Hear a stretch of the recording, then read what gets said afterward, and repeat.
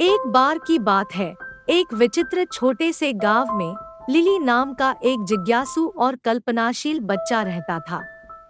Lily के बड़े सपने और आकांक्षाएं थी, लेकिन वह अक्सर खुद पर शक करती थी और उसे अपनी क्षमताओं पर विश्वास करना मुश्किल लगता था।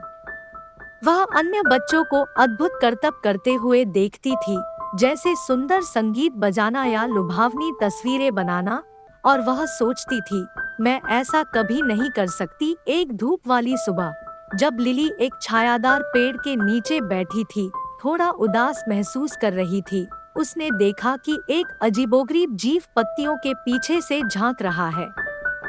यह स्पार्कल नाम की एक नन्ही, झिलमिलाती परी थी। स्पार्कल ने लिली के विचारों को सुना था और ठीक ठीक जानती थी कि उसे क्या चाहिए।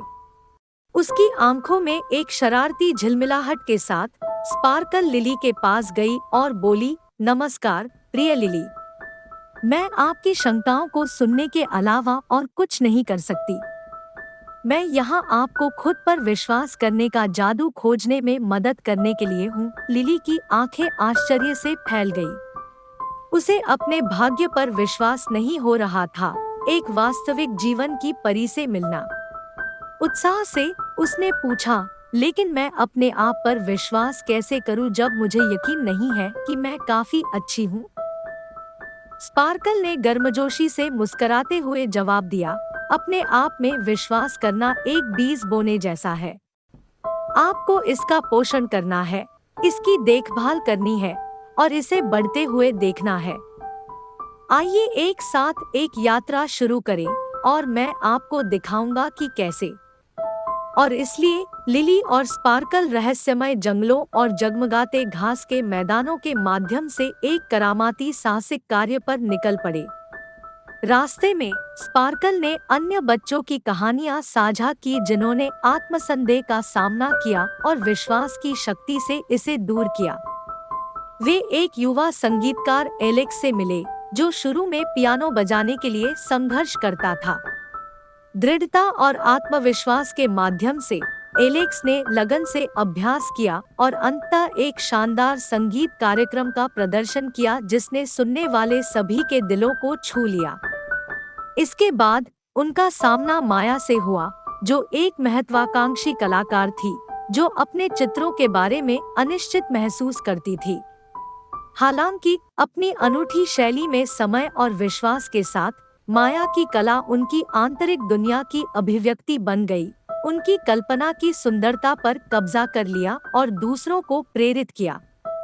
जैसे ही लिली ने इन कहानियों को सुना, उसका दिल हल्का हो गया और उसके भीतर एक शाम, जैसे ही सूरज ढलने लगा, लिली और स्पार्कल एक शांत झील पर पहुँचे। इसकी सतह आकाश के जीवंत रंगों को दर्शाती है। नया दृढ़ संकल्प पनपने लगा।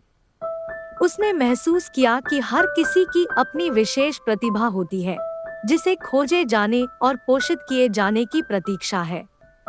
एक शाम, जैसे ही सूरज ढलने लगा, लिली और स्पार्कल एक शांत झील पर पहुँचे। इसकी सतह आकाश के जीवंत रंगों को दर्शाती है। स्पार्कल लिली की ओर मुड़ी और बोली, मेरे प्यारे दोस्त, अब समय आ गया है कि तुम खुद पर विश्वास करो। लिली ने एक गहरी सांस ली और अपनी आंखें बंद कर अपने सपने देखने लगी।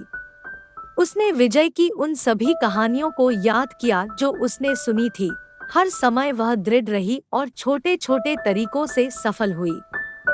हर याद के साथ उसका खुद पर विश्वास और मजबूत होता गया। जब लिली ने आखिरकार अपनी आंखें खोली, तो उसने झील के शांत पानी में अपना प्रतिबिंब देखा।